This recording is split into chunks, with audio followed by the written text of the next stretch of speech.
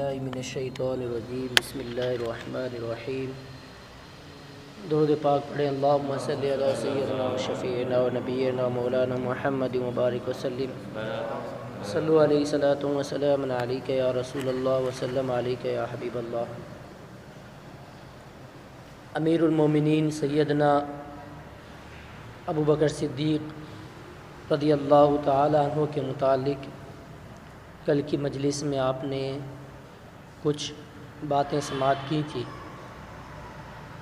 انشاءاللہ 10-12 دن تک آپ کے عرس مبارک تک یہ سلسلہ جاری رہے گا۔ حضرت سیدنا صدیق اکبر رضی اللہ تعالیٰ عنہ کے متعلق کل بتایا گیا کہ اسلام کے دامن میں سب سے پہلے حضرت سیدنا صدیق اکبر رضی اللہ تعالیٰ عنہ ہی داخل ہوئے، یعنی سب سے پہلے آپ نے اسلام قبول کیا۔ اللہ کے رسول صلی اللہ تعالیٰ علیہ وسلم نے جب اعلان نبوت نہیں فرمایا تھا، اس سے پہلے اہل مکہ اگرچہ بت پرستی کے اندر مبتلا تھے، کفر و شرک کے اندر، ظلم و ستم کے اندر، زناکاری، شراب نوشی اور اس طرح کے دیگر فاسد معاملات کے اندر گھرے ہوئے تھے، مگر اس وقت بھی چند ایسے لوگ تھے جو ان تمام باتوں کو برا سمجھتے تھے اور ان کے خلاف حق کی تلاش کے اندر رہتے تھے۔ ان اللہ کے نیک بندوں کے اندر ایک نام سیدنا صدیق اکبر رضی اللہ تعالیٰ عنہ کا بھی ہے۔ ایک ایسا جوان کہ جس کا شمار قریش کے بڑے بڑے جو شریف لوگ تھے ان میں ہوتا تھا، اور آپ کی نیک نامی اس وقت بھی مشہور تھی۔ حضرت سیدنا صدیق اکبر رضی اللہ تعالیٰ عنہ کی اس وقت بھی بہت عزت تھی، بڑے بڑے لوگ آپ کی تعظیم کرتے تھے، آپ کی تکریم بجا لاتے تھے، آپ کا ادب کیا کرتے تھے۔ ایک دن آپ جو ہے حق کی تلاش میں تھے، اور جس حق کی تلاش میں آپ تھے وہ آپ کو مل گیا۔ وہ اسی طرح کہ اللہ کے رسول صلی اللہ تعالیٰ علیہ وسلم نے جب اعلان نبوت فرمایا تو اس وقت مکہ کے اندر آپ موجود نہیں تھے، بلکہ آپ اپنے کسی کام سے جو ہے یمن گئے ہوئے تھے۔ خود فرماتے ہیں کہ میں کسی اہم کام سے ملک یمن گیا ہوا تھا، وہاں میری ملاقات ایک بوڑھے عالم سے ہوئی۔ یمن کے اندر ایک بوڑھے عالم سے میری ملاقات ہوئی، اور انہوں نے جب مجھے دیکھا تو مجھے دیکھ کر انہوں نے کہا کہ میرا گمان ہے کہ تم مکہ کے رہنے والے ہو۔ میں نے کہا جی ہاں، میں مکہ کا رہنے والا ہوں۔ اور پھر انہوں نے کہا کہ آپ جو ہے اہل حرم میں سے، یعنی حرم میں رہنے والے ہیں۔ میں نے کہا ہاں، میں حرم کا رہنے والا ہوں۔ پھر انہوں نے کہا کہ تم قریش سے ہو؟ میں نے کہا جی ہاں، میں قریش سے ہوں۔ پھر اس بوڑھے عالم نے کہا کہ تم تیمی ہو، یعنی تم تیم بن مرہ کی اولاد سے ہو؟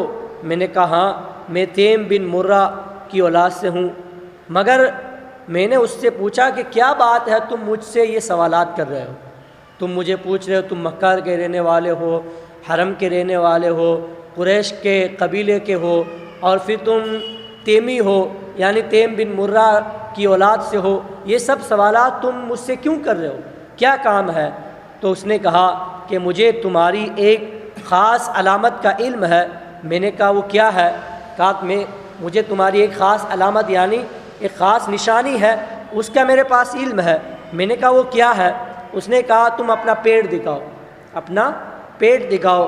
میں نے کہا میں نہیں دکھاؤں گا جب تک تم مجھے ساری بات نہیں بتاؤ گے کہ بات کیا ہے۔ تم سوالات کر رہے ہو اور پھر کہہ رہے ہو تم میرا پیٹ دکھاؤ، تو میں پیٹ اس وقت تک نہیں دکھاؤں گا جب تم مجھے اصل حقیقت نہیں بتاؤ گے۔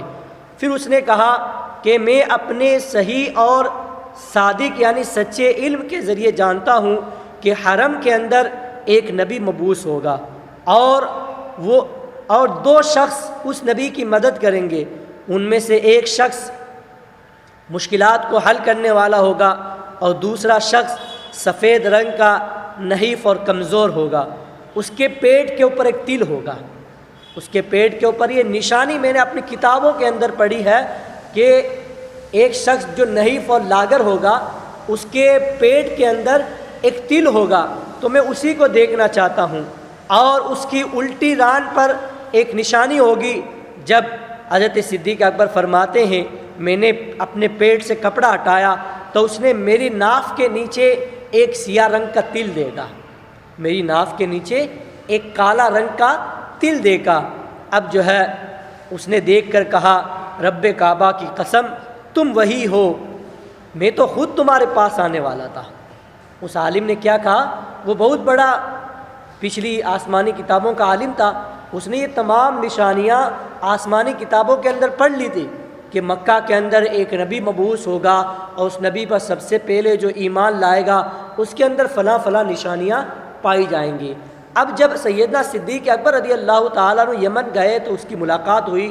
اب اس نے کہا کہ وہ نشانیاں میں تمہارے اندر دیکھ رہا ہوں، اور یہ نشانیاں جب اس پر ظاہر ہوئی تو اس نے کیا کہا کہ میں تو خود تمہارے پاس آنے والا تھا۔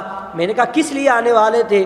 اس نے کہا یہ بتانے کے لیے کہ تم راہ ہدایت سے مت ہٹنا، اور اللہ تعالیٰ نے تم کو جو نعمت عطا کی ہے اس کے معاملے میں اللہ سے ڈرتے رہنا۔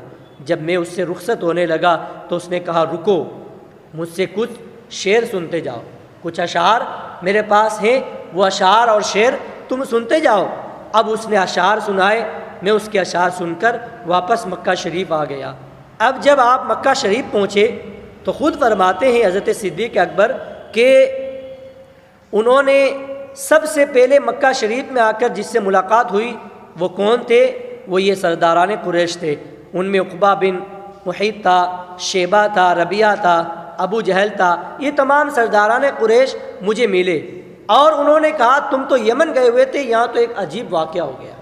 ان قریش کے سرداروں نے کیا کہا؟ ابو بکر تم تو یمن چلے گئے تھے اور مکہ کے اندر ایک عجیب ہی جو ہے واقعہ ہو گیا۔ کہا کیا ہوا؟ کہا ابو طالب کے بھتیجے نے یہ وعدہ کیا ہے کہ وہ اللہ کا نبی ہے، اگر تم یہاں پر موجود ہوتے تو ہم کسی کا انتظار نہیں کرتے، لیکن ہم نے ابھی کوئی فیصلہ نہیں کیا اس کے خلاف۔ سرکار صلی اللہ تعالی علیہ وسلم نے ادھر اعلان نبوت فرمایا تو وہ کفاران قریش کیا کہتے ہیں کہ ابو بکر تم نہیں تھے، میں نے پہلے ہی کہا کہ مکہ کے بڑے بڑے سرداروں میں آپ کا نام آتا تھا اور آپ کے بغیر لوگ کوئی فیصلہ نہیں کرتے تھے۔ تو ابو جہل وغیرہ نے کیا کہا کہ تم موجود نہیں تھے اس لیے ہم نے ابھی کوئی فیصلہ نہیں لیا، ہم تمہارے انتظار میں تھے، لیکن اب تم آ گئے ہو تو اس کا فیصلہ کرنا تم پر ہے کہ اس کا کیا فیصلہ کیا جائے۔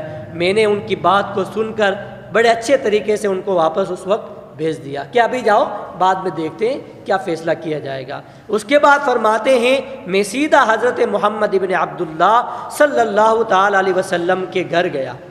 آپ کے متعلق میں نے معلوم کیا کہ حضور کہاں پر موجود ہیں، تو بتایا گیا کہ حضور اس وقت حضرت خدیجہ رضی اللہ تعالیٰ عنہ کے گھر میں موجود ہیں۔ میں نے جا کر دروازہ کھٹکھٹایا، سرکار باہر تشریف لائے۔ میں نے کہا اب اس سے پہلے ایک بات اور میں آپ کو بتا دیتا ہوں، کل بھی میں نے آپ کو بتایا تھا کہ حضور صلی اللہ تعالیٰ علیہ وسلم آپ کے بعد میں دوست نہیں بنے، کہ جب حضور نے اعلان نبوت فرمایا بعد میں آپ ایمان لائے تو دوست بن گئے، بلکہ ایمان لانے سے پہلے ہی حضرت صدیق اکبر حضور کے بہت ہی پکے دوست تھے، گہرے دوست تھے۔ تو حضور کے گھر پہ جا کر میں نے کہا اے دوست آپ نے اپنے آبا و اجداد کا دین کیوں چھوڑ دیا؟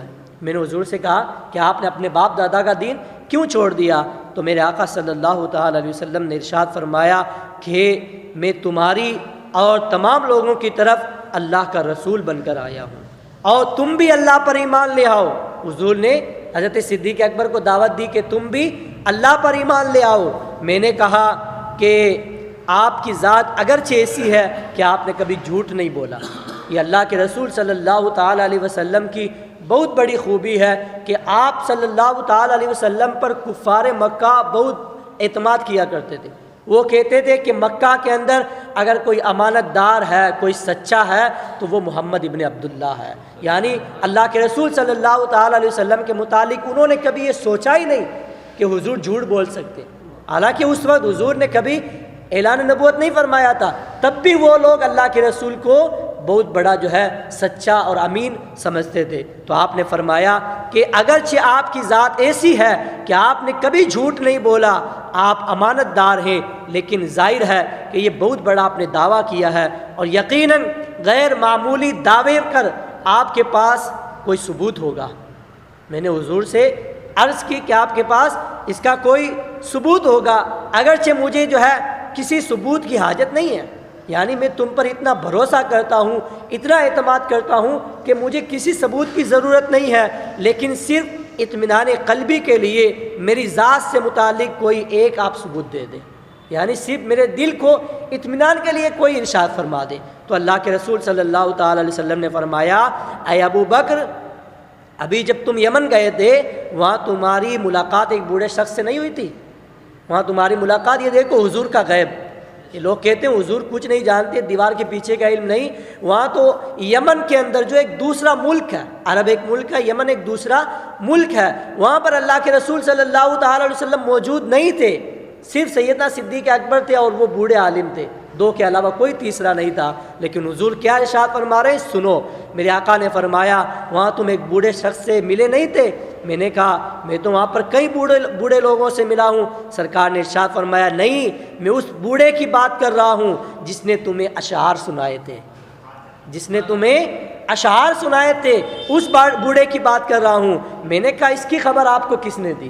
صدیق اکبر عرض کرتے یا رسول اللہ اس کی خبر آپ کو کس نے دی؟ میرے آقا صلی اللہ تعالی علیہ وسلم نے ارشاد فرمایا مجھے اس معظم فرشتے نے خبر دی ہے جو مجھ سے پہلے آنے والے تمام نبیوں کے پاس آیا کرتا تھا، یعنی مجھے جبرائیل نے آ کر بتایا، مجھے اللہ کے فرشتے جبرائیل علیہ السلام نے آ کر بتایا ہے۔